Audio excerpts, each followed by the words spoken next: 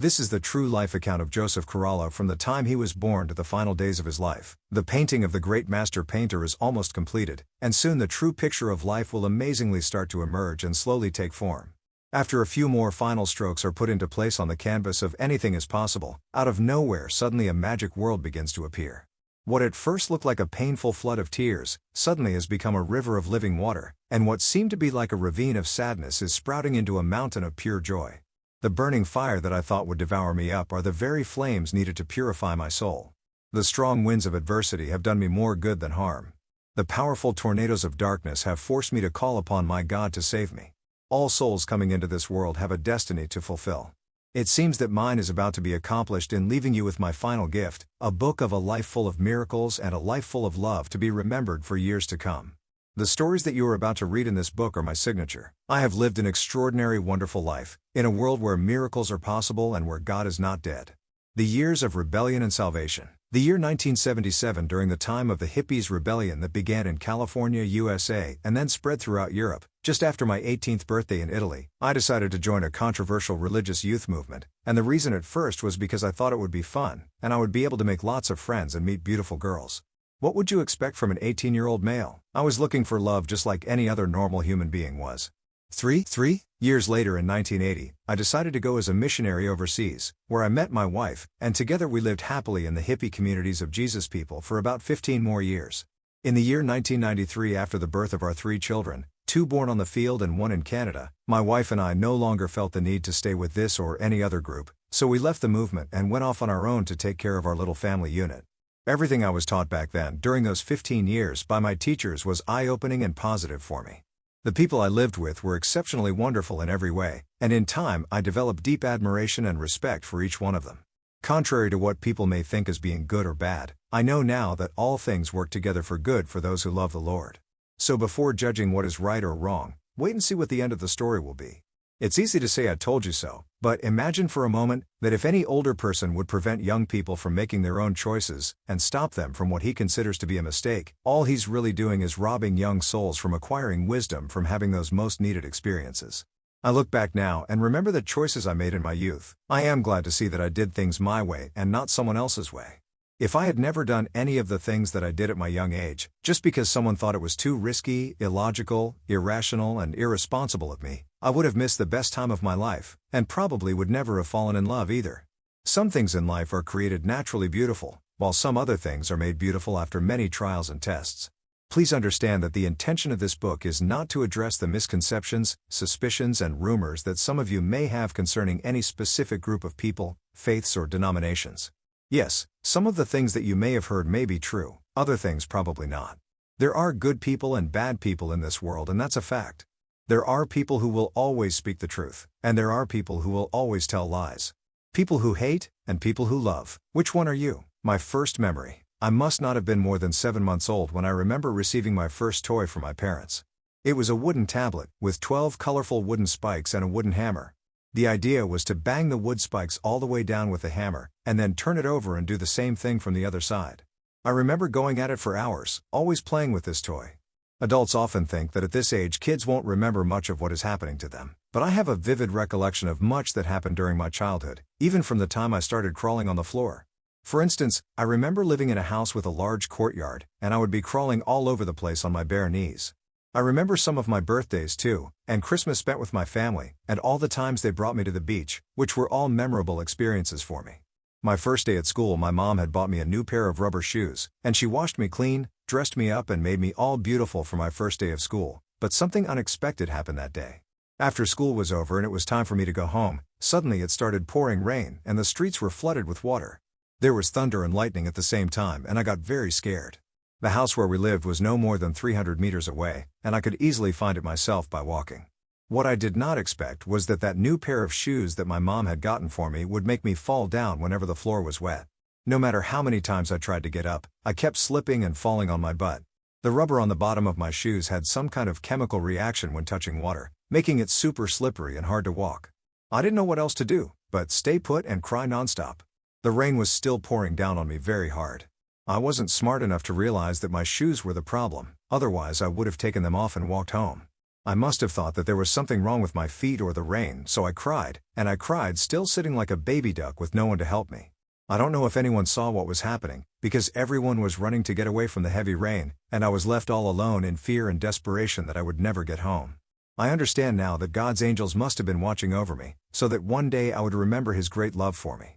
I don't know for how long I was there crying, but whatever time it must have been, it was way too long for me.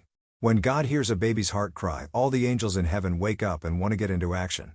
Just like when you call 911 and they send right away an ambulance to help you, when you cry unto God He hears you and quickly sends one of His angels to rescue you. Suddenly at that very moment, my uncle Corallo happened to be passing by me and saw me standing there all alone in the rain. He took me into his arms and brought me home. My dad grew up without any love. My dad was born out of wedlock during World War II, and his own mother didn't want to care for him, so she left him in a Catholic orphanage when he was just a little boy. But with all the starvation and abuse that was going on in those days, he ran away from the orphanage and lived on the streets tending to himself. So when he married my mother, they had nothing, and struggled most of the time even just to have enough food for us so that we wouldn't starve. It was a tough time for a lot of people, I imagine. But because of the way my father grew up without parents to show him love, he always seemed to be angry and sad. I don't remember ever seeing him laughing and having fun. Whenever me or my brothers did something that he didn't like, we would get spanked very hard for it, especially my first older brother, who had it the worst. He would use the metal part at the end of the belt in order to inflict the most pain on us, often hitting us in the face or the head, and oh boy if that hurts. I remember once I came home a little later than usual, around 8 p.m. and I had just cut my hand on a piece of glass and it was bleeding a bit. I must have been no older than 10 years old. He then grabbed me with his hands and threw me into the air so that he made me touch the ceiling of the house. After I fell onto the floor, he started kicking me as hard as he could to my stomach. The neighbor downstairs heard all the commotion and quickly ran into our apartment to stop my father and calm him down from his rage. In spite of the way my father was with us kids, I loved him very much, and I never held any grudges against him for what he did, but not my two old brothers. They resented him. Even though he is no longer with us, they are still bitter against him and were never able to forgive him for what he did to them. The love of a child. God has blessed me with the gift of love, and made it easy for me to forgive, and for this I am very grateful. I always wanted to do things to bring joy to my parents, ever since I was a little boy. I would spend hours during the day, often skipping school so that I could go searching for pieces of electric wire. Then I would make a fire to burn the rubber, and go sell the brass wire so that I could earn $1 or $2. I would look for all kinds of things that had some sort of value, metal and even cardboard that people would pay for. Sometimes even just to get myself a treat, a piece of candy or peanuts, and then go to see a movie at the cinema. I remember this one time I made a bit more than $2 from the things I sold, and I knew that we had almost nothing to eat at home. My father's pay was at the end of the week, but after 2 days we always ran out of money with hardly anything to eat for 5 growing boys. So I had made all this money mostly from things I had found in the garbage that day. On my way home I noticed a sort of carnival with rides, magicians and so on. A dream come true for any 10-year-old boy. My eyes were directed at a table where this man was doing card tricks and people would bet money in the hope of winning some.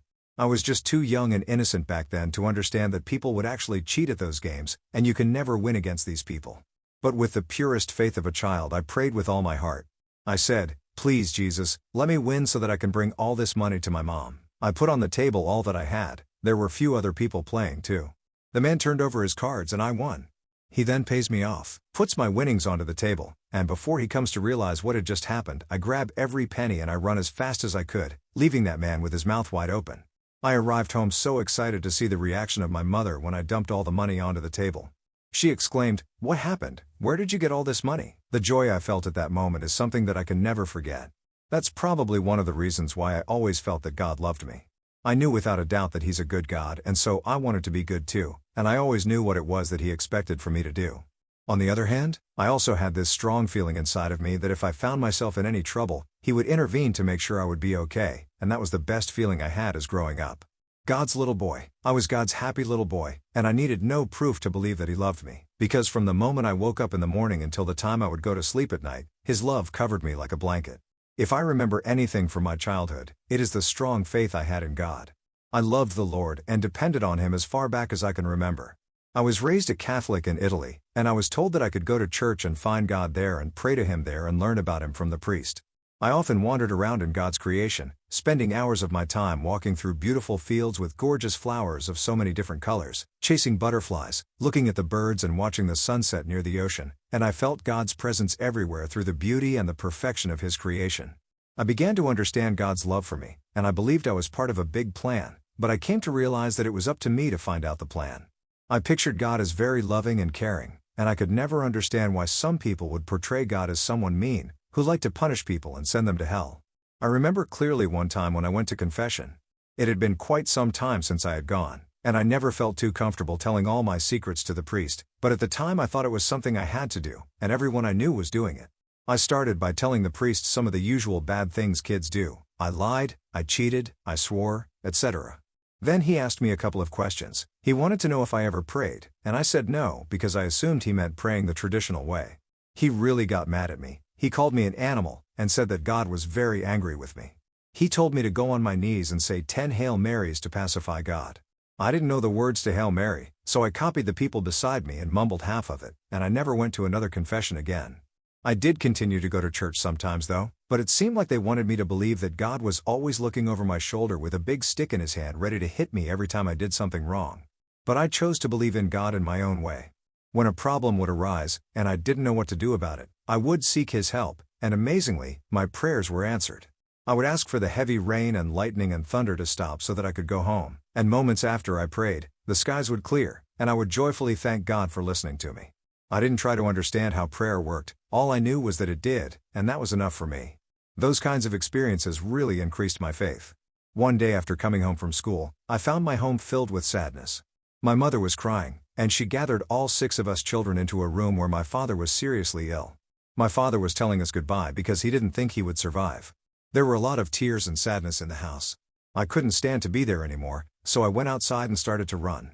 I cried out to my Heavenly Father and asked him to please save my father and not let him die.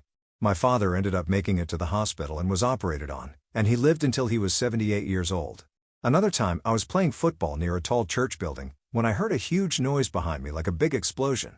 I turned and saw that the whole front of the church building had just collapsed, missing me by about 6 or 7 meters. One person died that I can remember, because it was the wife of my next-door neighbor who happened to be passing by the church just at that moment. Was that just another coincidence that I was spared, or one more of God's small miracles? God spared my life dozens of times. I should have been dead many times. I would frequently arrive home with a big gash on my head and bleeding all over the place, because other boys and I had been fighting, throwing rocks at each other, etc. The hospital was like a second home for me, and I know now that God's angels must have been kept very busy watching this one boy. The neighborhood I grew up in was a bit tough, and for quite a while I couldn't defend myself. I was often picked on by bigger kids and beaten up by bullies and kids in gangs. My 2 older brothers didn't really do much to help me, and they usually weren't around, so the only one I had to run to was God. He was my shield and my strength. I knew I couldn't fight those kids, so I had to outsmart them so they wouldn't be able to catch me. It was a continuous challenge, and I always had to be ready to run and to see the danger before it got too close. There were 2 very bad boys, and every time I came out of school and got close to home, they were waiting for me so they could beat me up. Eventually I thought of a plan. As soon as I spotted them, I would run around a building that was at the edge of a big field. At the same time, the 2 boys, along with some of their other friends, would go in different directions so that I would be caught in the middle. But to their surprise, no one could ever find me, because I would duck into a hiding place I had made. Sometimes I could even hear the boys right close to me talking, but by a miracle, they would never find me. One of my hiding places was a meter-deep hole I had dug in the field with tall grass all around it. Another of my secret places was a little room I had made inside a big blackberry bush. I had cut branches on the inside of the bush with a pair of old scissors, and placed cardboard on the ground, and I would use anything else I could find to make it nice. And no one would ever know I was in there, because from the outside it looked like an ordinary bush full of thorns. Sometimes I would go to my secret hiding spots just to rest, think and read. When I was a teenager, I would often jump from high cliffs into the deep ocean to impress my friends, and I was also hoping some girl would like me for doing such cool things. One day I was with a group of friends spending a weekend at a cottage by the sea. The waves were 5 or 6 meters high and smashed heavily into the rocks where we were all standing and watching. The wind was so strong, it would cause the salt water to shower all over us. Then, out of the blue, I decided to jump into the water. I must have thought it would be cool to do that, but as soon as I did it, I wished I hadn't, because I hadn't thought about how I would be able to climb up and make it safely back onto the rocks. The people standing and watching were yelling to me to swim far out into the open sea so that the waves would not throw me like a piece of wood onto the rocks. But I was already getting tired and finding it difficult to even stay afloat, and I knew that I wouldn't last much longer that way. So I had to try to do all I could to swim quickly on top of a high wave, and somehow reach the top of the rocks and grab onto them before the wave sucked me back again like a vacuum. pulling me under the water and scraping me along the razor-sharp rocks underneath. So when I saw the next wave coming up behind me, I began to swim as fast as I could. I was lifted so high that I felt like I was flying, and amazingly I managed to find a rock and hold on to it. One can only wonder, was it just luck, or was someone helping me all along, an invisible hand lifting me up above the waters and bringing me to safety? I had some tough times during my childhood, but for the most part, I have very beautiful memories of that time in my life. I wanted so much to get back at the kids that used to pick on me to repay them for everything they had done to me, and as a child, it seemed like the day would never come that I would actually get big and strong and be unafraid. So, when I became a teenager, I got to be known as the guy who would fight with anyone. At first I thought the guys I beat up deserved it, but the more I fought, the more it became part of me and my personality, and I couldn't tell right from wrong anymore. I didn't care whether someone deserved it or not, I would fight anyway. I believed that showing strength in that way would earn me respect and make girls love me, but instead, I had only a few friends and no girls. I started to realize that if I wanted to be happy and have friends, I had to change my tactics. So by about the age of 18, I had stopped fighting, and I was desperately searching for truth. But at that time, I wasn't interested in religion, church, or God anymore. I believed in myself and what man was capable of doing. So I decided to read some psychology books to learn about the power of the mind. At that time, Freud was quite popular among the youth of the 70s, but the more I read from his books, the more I came to the conclusion that this guy didn't have much truth to offer. In fact, I felt even worse than before. For a while, I dedicated myself to making money, but that too I found to be too draining on my spirit. Not that I ever got to be rich, but I looked up to my boss, who had sweated for 40 years in the same plumbing business making a name for himself, and realized he still didn't look very happy to me. My family is from Sicily, but one of my uncles had moved up north to Milan with his family.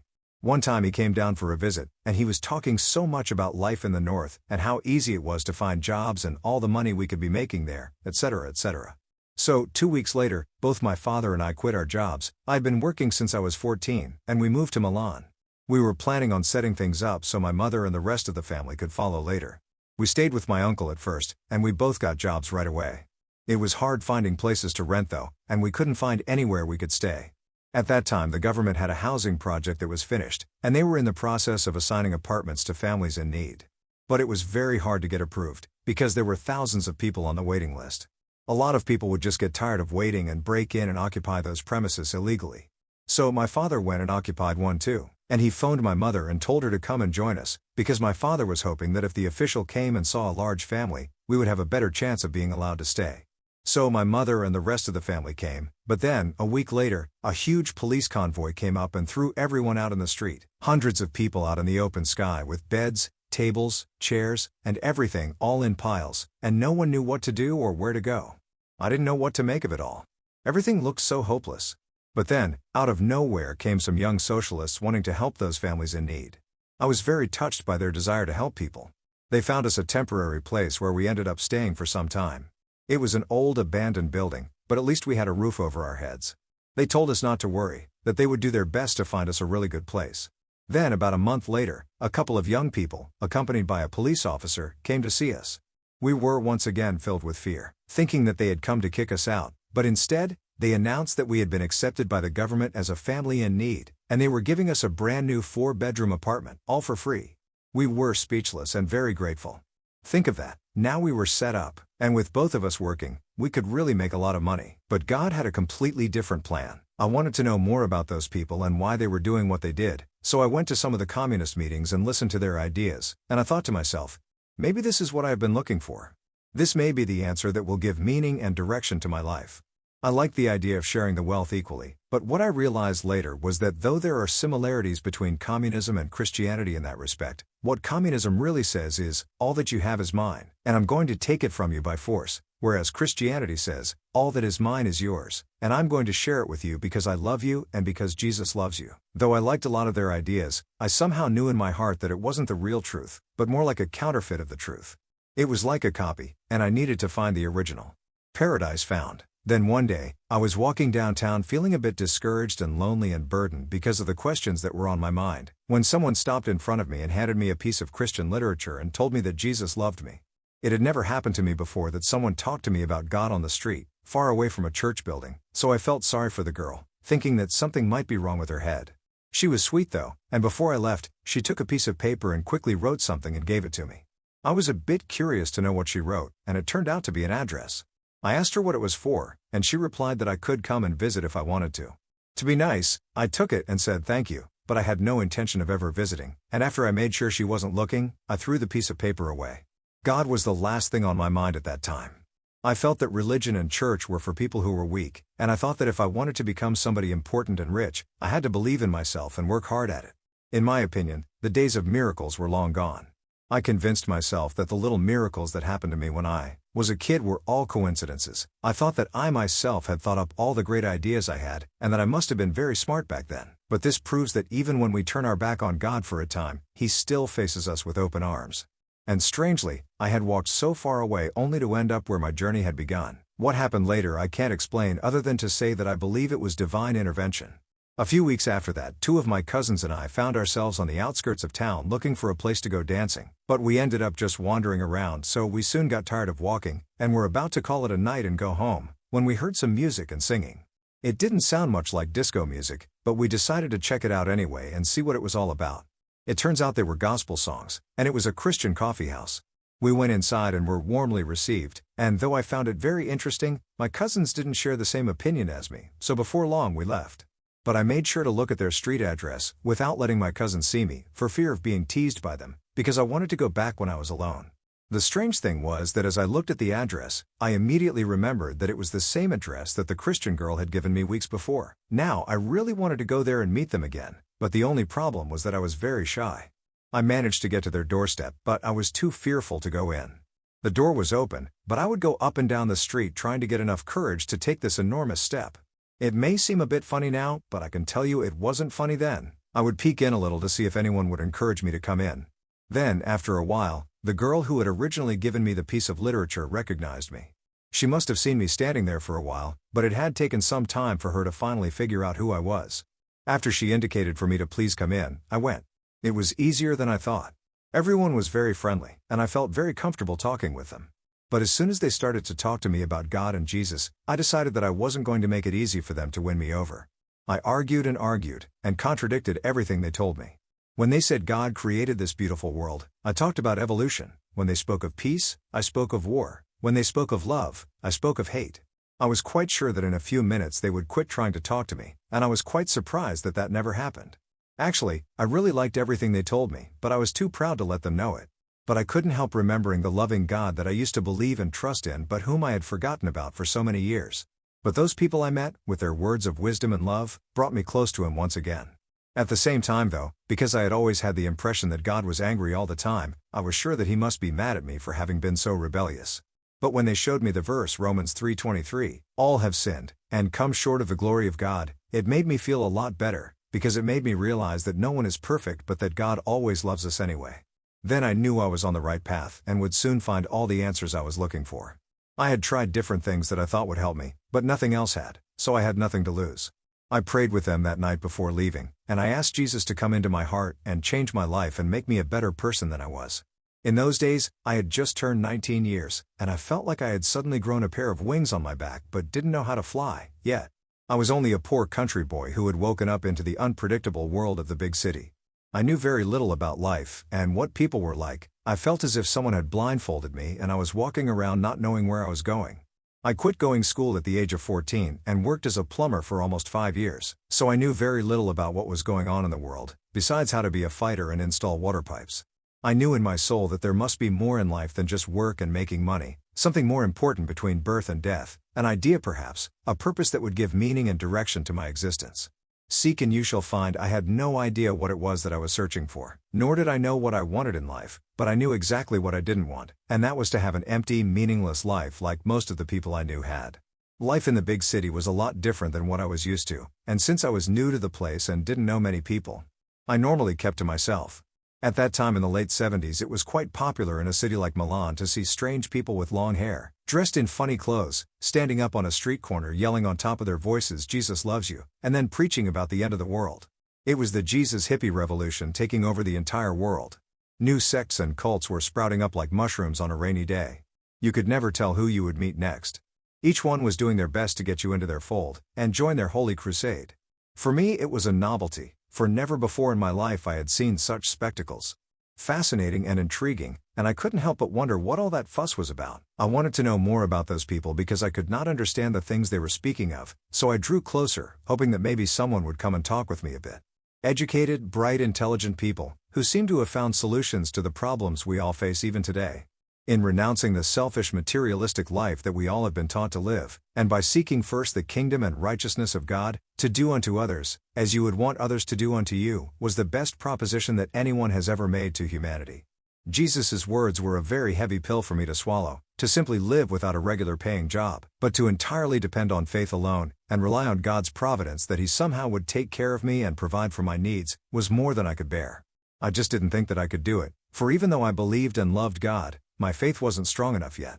You must realize that to my understanding, those young people who had left everything in order to follow the Lord, most of them were already living on the street or in communes away from the home they grew up in, distant from their parents, and independent from society rules and regulations. It was their way of saying to the big corporations, "Fuck you people, I no longer need to live under your ungodly rule." But I wasn't anything like them at all, for I lived at home with my parents still. I had a good job, I never missed a day of work in my life, I had nice clothes, had money in my pocket, I ate well, I never smoked, I never drank, and I never did any drugs, but I wasn't a happy person neither. But in spite of how hard I tried to defend my choices and justify my beliefs, I knew deep in my heart that I was wrong and they were right, for their dedication and courage to follow Jesus all the way was something to admire and be proud of. I went home that night, but I couldn't stop thinking about them, asking myself, what if? Could this really be what I have been looking for? But what if it's not the real deal, and I end up ruining my life and the lives of those I care about? Are you strong enough to love? There was something very different about this girl from the others I had met before. She talked to me about the strength and power of love. Being Sicilian, I thought that to be strong meant being tough and aggressive. I thought that love was like a sickness, a disease, and I did not want to catch it. I was afraid that if I was nice, people would take advantage of me. Therefore, I was anything but nice. This girl helped me understand that it was a lack of courage to be unable to say I was sorry. It was easy for me to hate, but to love was difficult, and I was sure that I was missing something. I decided to play a bit of a game with this girl, like an experiment. I wanted to see what would happen in my life if I were to suddenly start doing things differently, and not the way I was simply comfortable doing them. I said to her, "I will do everything you are telling me to do." I went home and tried to be nice to everyone around me. I was curious to see if her idea would work, if it was true that love and showing that kind of strength were the answer. Slowly I noticed a change. People started to like being around me, much more than they had before. I felt something that I had never felt before in my life. I had a feeling of perfect peace that I had a hard time finding words to express, as if suddenly I had no fear. One way to describe what I was feeling, so that you will understand exactly what I mean by perfect peace, is this: if I had to go to a place like Africa and meet a hungry lion, I would not have been afraid. That's how powerful it truly was. I began to believe that just maybe there was a God who really loved me, and therefore nobody could touch me anymore. However, I wasn't really sure, yet. I made a promise to myself and said, if I can only be sure that God is for real, that He really is who He says that He is, and not just a made-up story, a legend, or a fantasy, I would change my life and start helping people more. But I required proof. I said that I would give God 3 months to prove the point that He existed. To make it easier on Him, I even began to pray. I knew that in order for God to do His part, I had to do mine first. In spite of it all, nothing that I was expecting happened, until toward the end of that period. I was sitting outside one night with a friend, looking at the beautiful stars above. What happened that night is something that I will never forget. I didn't see a vision of angels or experience an out-of-body experience, like some people have, nor did I go through a tunnel or see a light, or anything like that, but what happened to me was nonetheless powerful. What happened was I was given a wonderful thought, an idea. I understood that I had asked God for the wrong thing. Instead of asking Him for a proof so that I could believe, I should have asked Him to help me believe, so that this way I could see what I needed to see. I had done it backwards. As this thought came into my mind, I began to understand all of the things that only faith could help me see. The moment you believe, you will start to see. You won't see first and then believe, because seeing is the reward for believing. I began to read the scriptures and attend Bible classes taught by missionaries. Days went by, then weeks, and God was pouring a lot of truth into my heart. I was reading the Bible that they gave me, and without even realizing it, I was changing inside. When I came home from work, instead of yelling at my mother because dinner wasn't ready right on time, I would greet her with a kiss. If I didn't like the food on the table, instead of throwing it aside, I would eat it anyway and pretend I liked it.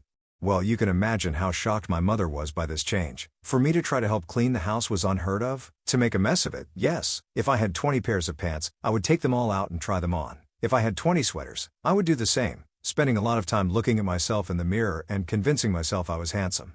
But who do you think would clean the mess I had made? My mother did? God's love, of course, is the greatest love of all, but next, I say, comes that of a mother.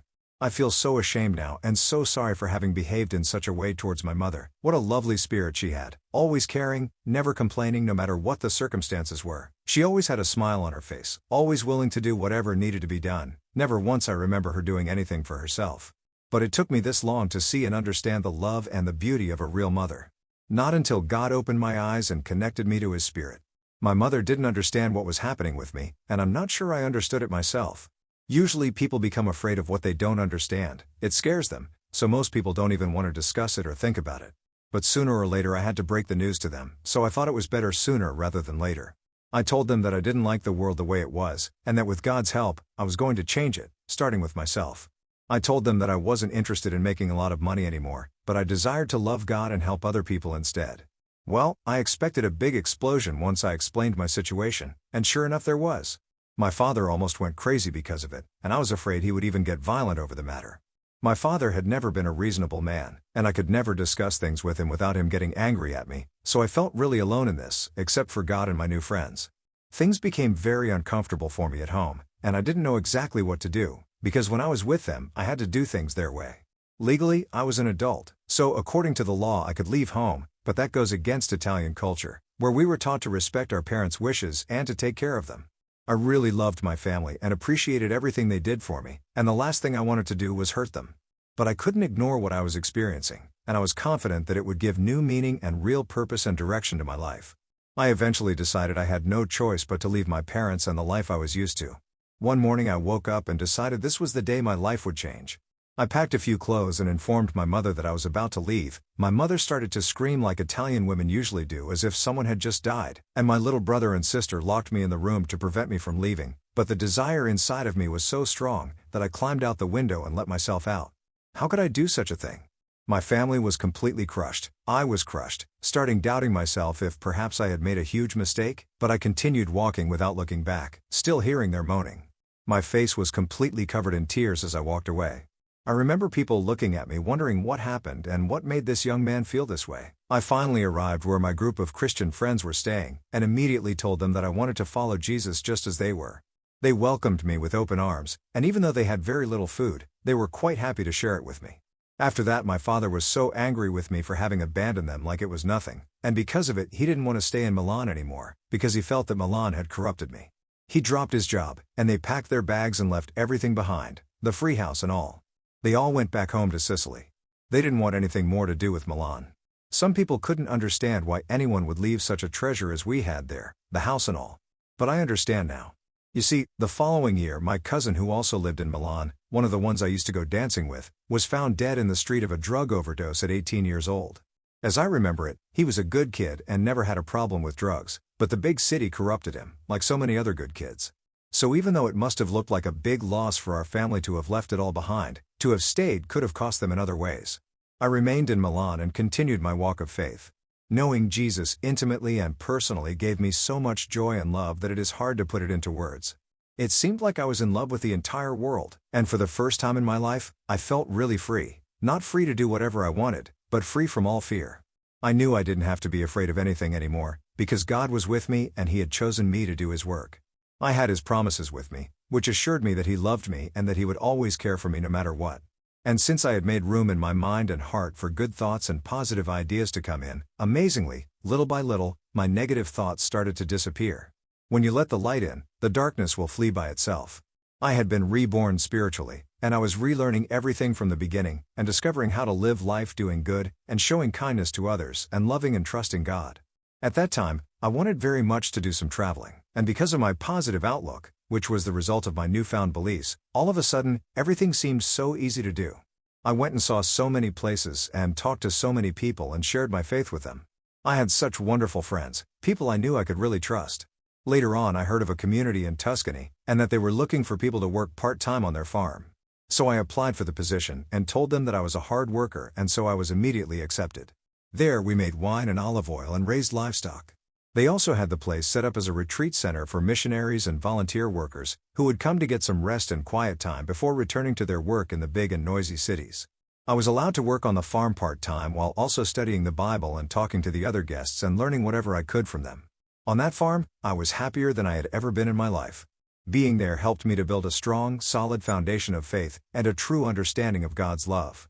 Well, it seems like I learned a bit too much to be able to keep my mouth shut, and the desire grew in my heart to share my beliefs and the joy that they brought me with the rest of the world.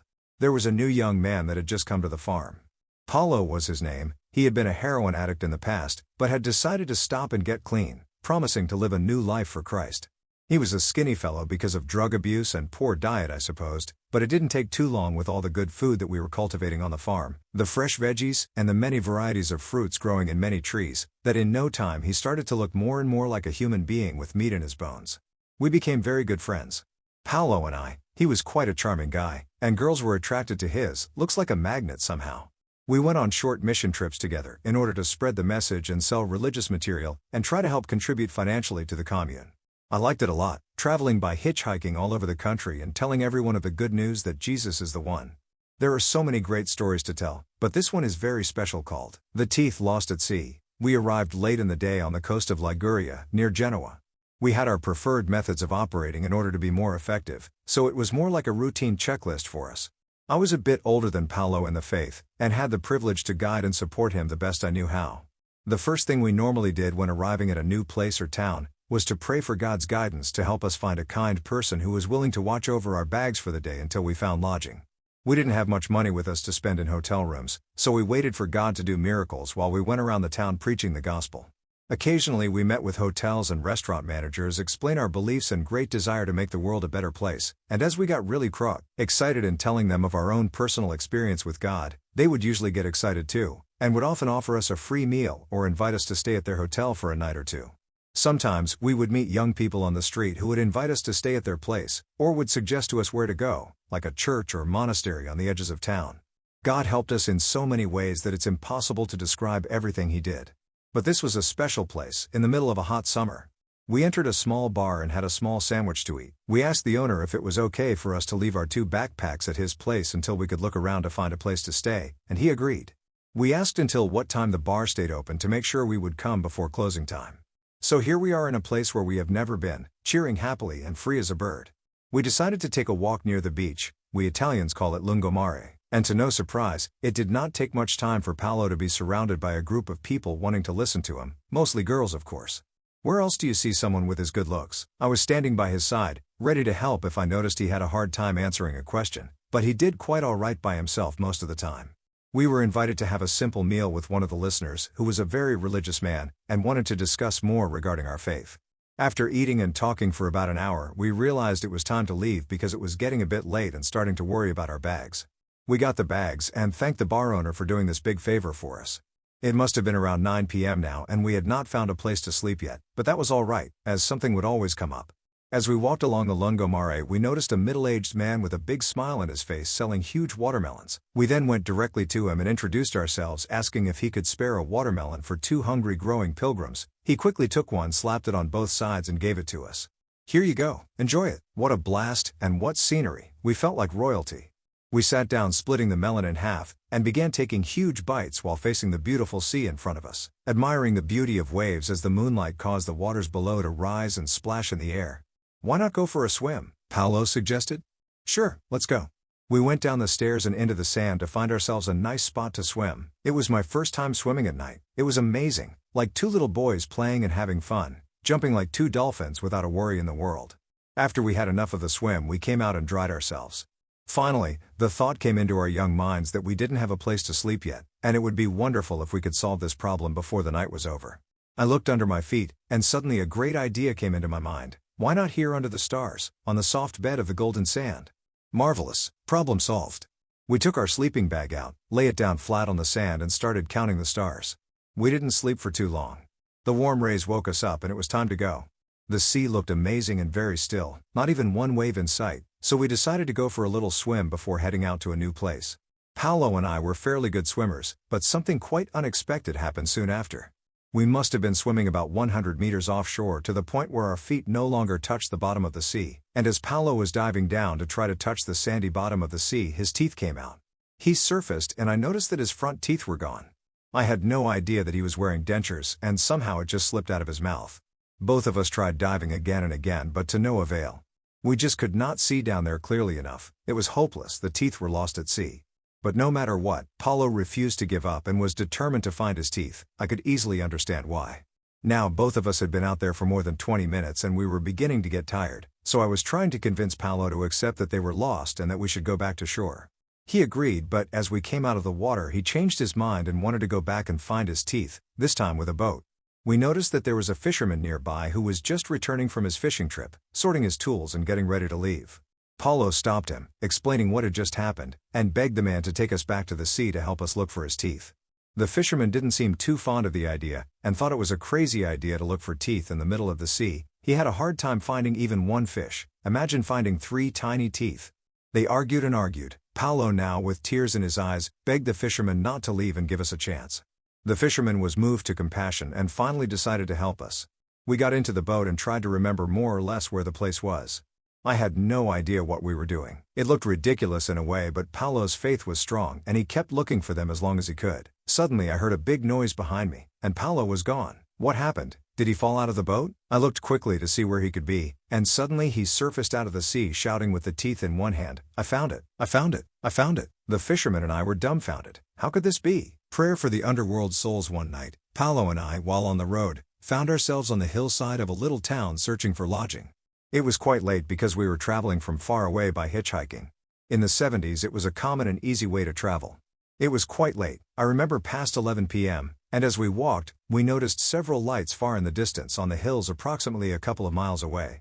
We were quite familiar with this type of scenery, and right away we thought it was a monastery. As before, we stayed at other monasteries which are normally also situated up in the hills with bright lights shining all around.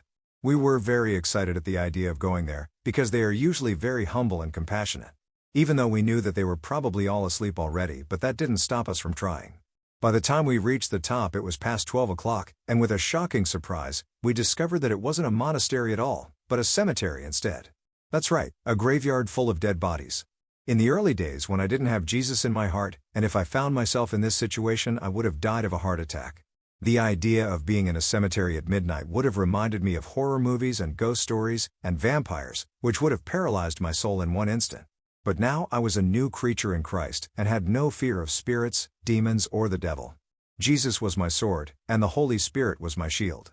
So Paolo and I, instead of running away out of fear, we decided to give love to the departed souls, praying for each tomb as we looked at the photo of the person who once like us had walked on this earth.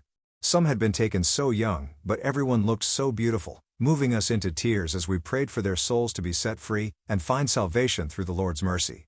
After more than half an hour had passed, we had to go back and find another way to get into town, but it was too late, and we were too tired to go any further and ended up sleeping in fields near a farm. Early in the morning we noticed that there was a sink and some water at the nearby farm, so we decided to approach it and wash our faces. The farmer asked us what we were doing, and we explained to him that we were travelers and it was late and decided to sleep in the field. The man exclaimed, saying, "Why didn't you ring the bell and wake me up? I would have offered you a bed to sleep on. Come inside and have breakfast with me." A godly man indeed, and after that he drove us to town in his truck and pretty soon the whole town knew who we were. A life of miracles is a life full of love. A good friend of mine, Cristiano, and I met 3 tourist girls from Germany. At first they were a bit surprised that we talked to them about Jesus and his love, but then they started to become more interested. They ended up spending almost their entire vacation visiting us on the farm. By the time they left to go home, one of them, named Christine, had fallen in love with me and I with her. That was my first love, at the age of 19. It was very difficult for us to say goodbye to each other. We communicated by mail for a few months, then at Christmas time, Cristiano and I decided to surprise her and her friends by showing up in their town in Germany.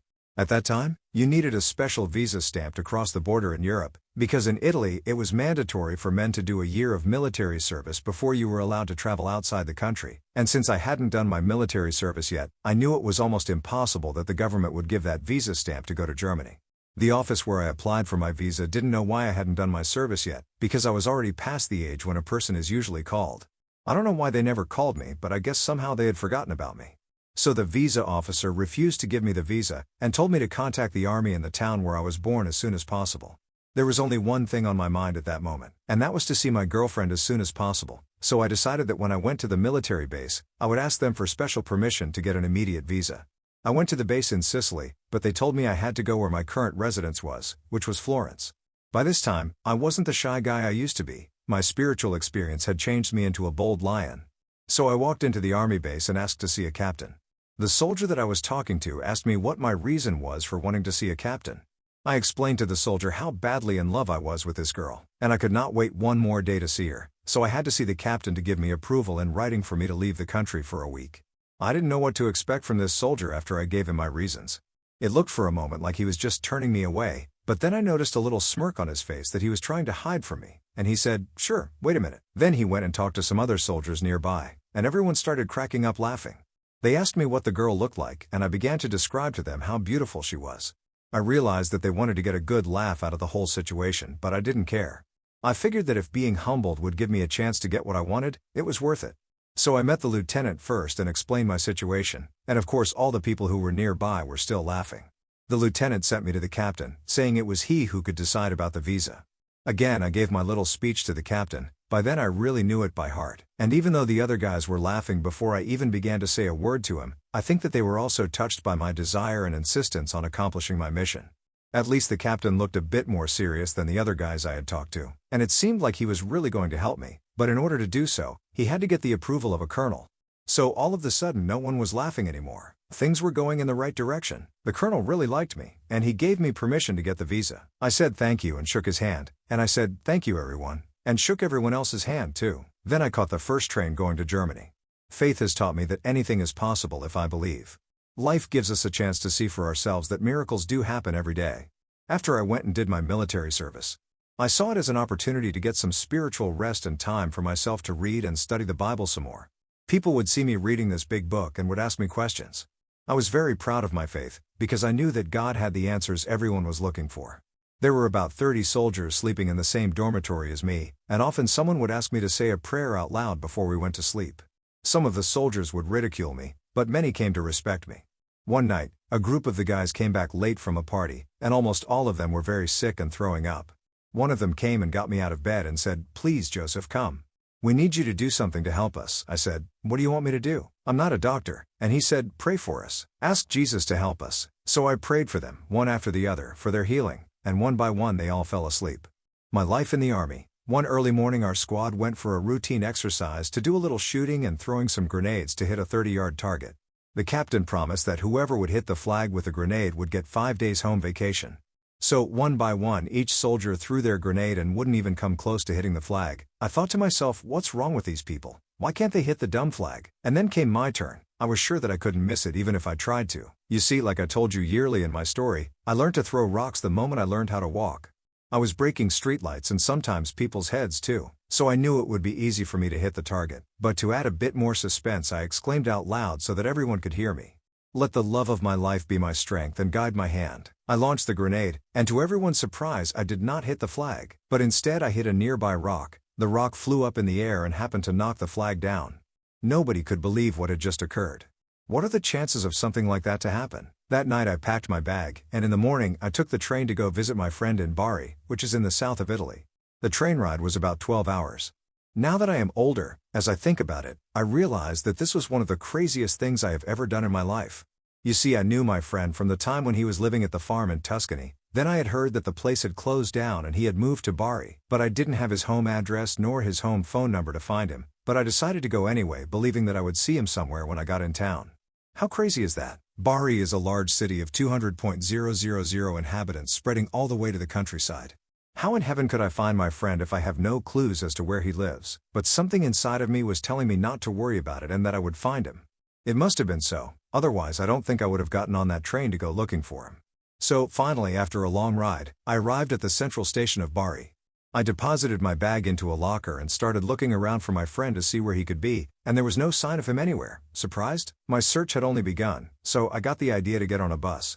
This way I could cover more space and have a better chance to spot my friend in case he happens to be walking down some street. Still no sign of him anywhere. A few hours had passed and now it was starting to get dark, but did I lose hope? Was I discouraged? Not at all, but what kind of guy was I back then when I was 19? One can only but wonder. How I envied myself back then for doing such things that required blind faith. Now my plan B was to take the same bus back and return to the train station, and perhaps I will run into him there. Nice plan, no? But as I looked around where I was sitting on the bus, I noticed a pretty girl looking at me, so I decided to move closer to her and boldly I asked her if she happened to know my friend Paulo. She had this curious look on her face, and must have wondered what kind of line that was to pick up a girl. But it wasn't, and sincerely I explained to her that I was looking for my musician friends that had just moved there, but I didn't know where they lived. She could clearly guess that I was in the army from my short haircut, which was quite unusual in those days. I was hoping that maybe she happened to meet my friend basking on a plaza or singing at a cafe. She asked me to describe him, and when I did, she exclaimed, "Yes, I do know him. Do you happen to remember where he lives?" "Yes, I do," she answered. "He invited me to their house for a birthday party. Can you take me there, please? I am new here, and I don't know anyone because I came by train from my base to find my friends." I don't really know what she must have thought of me then, but she trusted me and wanted to help. She told me, "Come with me because I'm having my car repaired at the mechanic, and I will drive you there." The car was ready, and she drove for about half an hour to the countryside. I have no idea how she could remember where to go and where to turn at nighttime, since she must have been to their place only once or twice. Finally, she pulled into the driveway and stopped the car, but didn't yet get out for fear that they weren't the people I was looking for, and that it was all a big misunderstanding. I couldn't be more excited, and I quickly jumped out of my seat and rang the bell. A minute later, Paulo, my good friend, opened the door. How could this be? My friend was speechless. "What are you doing here, and how did you find us?" I told him that she brought me here. "But how do you know her?" I said that I met her tonight on the bus. "Never mind, please come inside and tell me all about it." I realize now that my life has been better than a movie, because with me you could never guess what is going to happen next.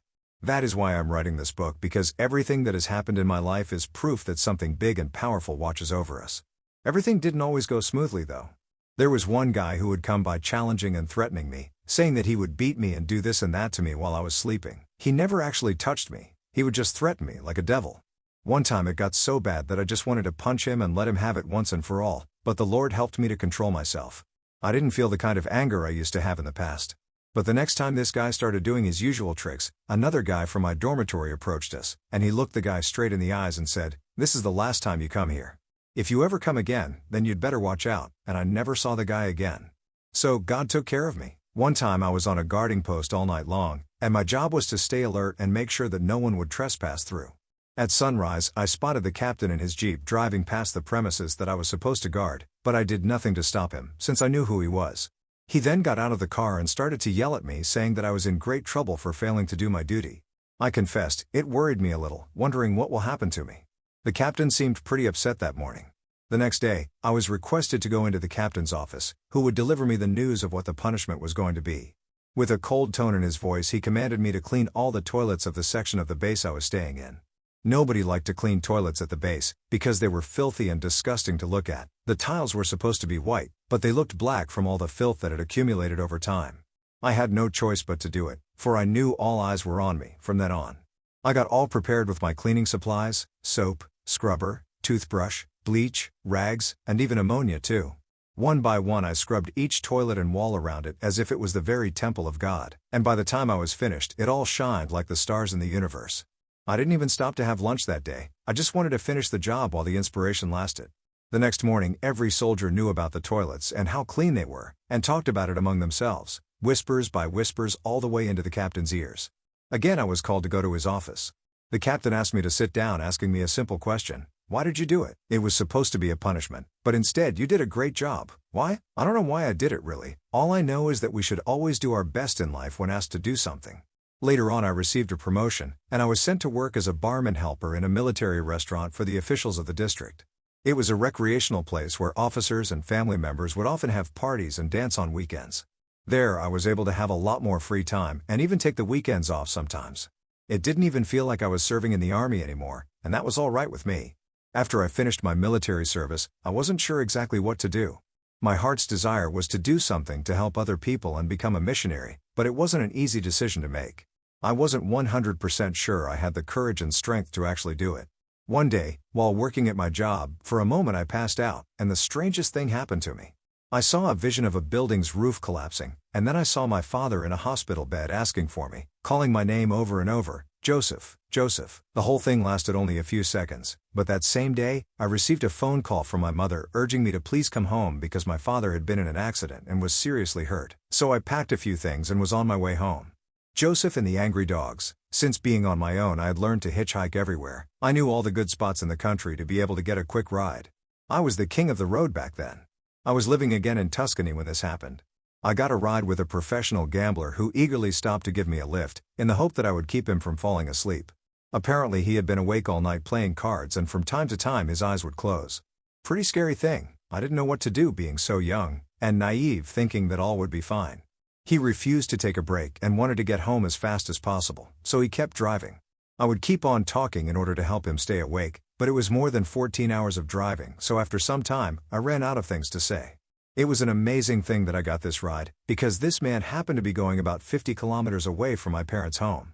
So I endured the ordeal, but I didn't dare close my eyes and go to sleep, because if I did, most surely he would too, and we would then wake up in heaven. It was such a relief when we finally arrived safely to my destination. It was around 3 a.m. when he dropped me off. He left me on a long narrow road in the middle of nowhere, and told me that if I keep walking a few kilometers, I will reach the village where I could get a bus to take me where I wanted to go. No problem. Anything was better than to sit next to him, and finally I could relax a little. But then as I walked through this long narrow road that seemed forever, I started to hear strange noises, barks from far away, and the closer I got the louder they got.